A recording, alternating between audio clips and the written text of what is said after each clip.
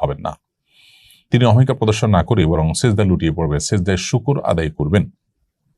এছাড়া আল্লাহ তাআলা বলেছেন, ইদা জা নাসরুল্লাহি ওয়াল ফাতহ, যখন আল্লাহর সাহায্য এবং বিজয় আসবে, ওয়ারাইতান নাস ইয়াদখুলুনা ফি দীনিল্লাহি আফওয়াজা, এবং মানুষকে দেখবে দলে দলে আল্লাহর দ্বীনে প্রবেশ করছে, অর্থাৎ বিজয়ের আলামত যখন দেখতে পাবে। ফাসাব্বিহ বিহামদি রাব্বিকা ওয়াস্তাগফিরহু, তখন তাসবিহ মাখা প্রশংসা আল্লাহ তাআলার করবে এবং তার কাছে ক্ষমা প্রার্থনা করবে, অর্থাৎ সুবহানাল্লাহ ওয়া বিহামদিহি পড়বে, আস্তাগফিরুল্লাহ পড়বে। এটি হলো বিজয়ের পর করণীয়। নবী করিম সাল্লাল্লাহু আলাইহি ওয়াসাল্লাম মক্কা বিজয়ের পর তিনি মক্কার মানুষদের প্রতি ক্ষমাশীলতা প্রদর্শন করেছেন, সবাইকে ক্ষমা করেছেন এবং কোনো প্রকার প্রতিশোধ পরায়ণতা তিনি প্রদর্শন করেননি। ঠিক একইভাবে আমরা আমাদের বিজয়ে, আমাদের আনন্দের সময়ে প্রতিশোধের স্পৃহা যেন আমাদের মধ্যে জ্বলে না ওঠে, আমরা ক্ষমাশীলতা প্রদর্শন করব এবং সেই সাথে সহনশীলতা এটি আমাদের মধ্যে থাকবে এবং আমরা চেষ্টা করব আল্লাহ রাব্বুল আলামিনের কৃতজ্ঞতা নিবেদন করব। হাফিজ আক্তার লিখেছেন, অলসতা দূর করবার আমল কি? অলসতা দূর করবার জন্য প্রথমত দরকার হলো প্রচুর পরিমাণ মোটিভেশন।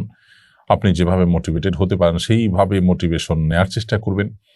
আর বিশেষভাবে একটি দোয়া নবী সাল্লাল্লাহু আলাইহি ওয়াসাল্লাম করতেন, সেই দোয়াটা আপনি পড়তে পারেন অলসতা থেকে পানাহ তিনি চাইতেন আল্লাহর কাছে, আল্লাহুম্মা ইন্নী আউযু বিকা মিনাল আজজি ওয়াল কাসাল ওয়া আউযু বিকা মিনাল আল্লাহুম্মা ইন্নী আউযু বিকা মিনাল বুখলি ওয়াল জুবন ওয়া আউযু বিকা মিনাল আজজি ওয়াল কাসাল ওয়া আউযু বিকা মিন গালাবাতিদ দাইনি ওয়া কাহরির রিজাল।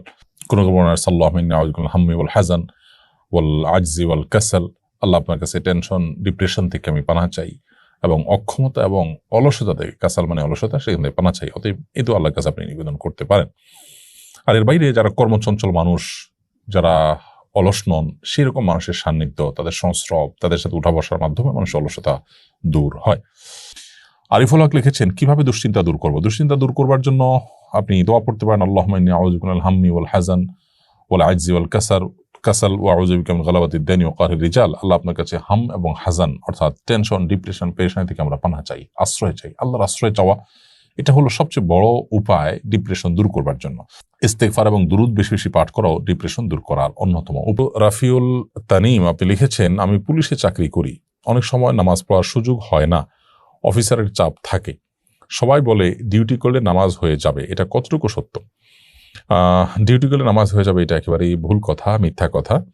আপনি একজন মুসলিম হিসেবে আপনাকে সময়মত নামাজ অবশ্যই পড়তে হবে। ইন্না সলাতা কানাত আল মুমিনিনা কিতাব মাওকুতা, নিশ্চয়ই ইমানদারদের জন্য সালাতকে আল্লাহ তাআলা নির্দিষ্ট সময় পড়াটাকে ফরজ করে দিয়েছেন। বিধায় আপনি দুনিয়াবি ডিউটি করলে না নামাজ আদায় হয়ে যাবে, এটি একেবারে মূর্খতা সুলভ, অজ্ঞানতা সুলভ কথা।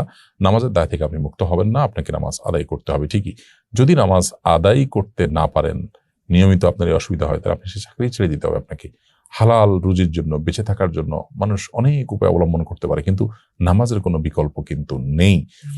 অতএব আপনাকে আদায় করতে হবে। নবী করিম সাল্লাল্লাহু আলাইহি ওয়াসাল্লাম সমতল জায়গায় বসে সাধারণত খাবার খেতেন।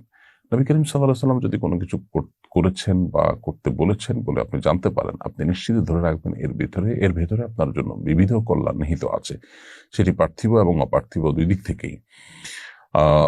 সাধারণত নবী করিম সাল্লাল্লাহু আলাইহি ওয়াসাল্লাম হেলান দিয়ে খাবার খাওয়াটাকে তার অপছন্দনীয় ছিল, এটি বিনা হাদিস দ্বারা সাব্যস্ত হয়েছে। আমরা যখন চেয়ার টেবিলে বসে খানা খাবো, তখন আসলে চেয়ারে আমাদেরকে হেলান দিয়েই খাবার খেতে হয় সাধারণত, সচরাচর। কেউ যদি চেয়ার টেবিলে বসে খাবার খেয়েও হেলান দিয়ে আছাড় বসে খাবার খান, তাহলে এই পর্যায়ে তিনি এই মাকরুহ থেকে বেঁচে থাকলেন। তবে অন্য হাদিস রয়েছে যে লাম ইয়াকুল নবী সাল্লাল্লাহু আলাইহি ওয়াসাল্লাম আলা খাওয়ান কত, তিনি কখনো, নবী সাল্লাল্লাহু আলাইহি ওয়াসাল্লাম কখনো খেওয়ানে খাননি। খেওয়ান বলতে সেই দস্তরখানকে বোঝানো হয়েছে যেটি মাটি থেকে বিভিন্ন পায়া দিয়ে উঁচু করে রাখা, অর্থাৎ টেবিলের মতো।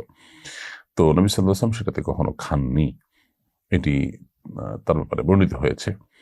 তো আমরা আজকাল চেয়ার টেবিলকে যদি সেই হাদিসের সাথে মিলাই, তো অনেকখানি মিলে যায়। তো এই জন্য এটাকে অ্যাভয়েড করাটা উত্তম হয়। তবে এটি নাজায়েজ বা হারাম বলার মতো পর্যায়ে অন্তত না। এটাকে বড় গুনাহ বা গুনাহের কাজ করেছে কেউ, এরকম বলার সুযোগ নেই। যদি কেউ এটার উপরে খান, তাহলে সেক্ষেত্রে আমরা বলতে পারি বড়জোর সুন্নাহর খেলাফ তিনি করেছেন।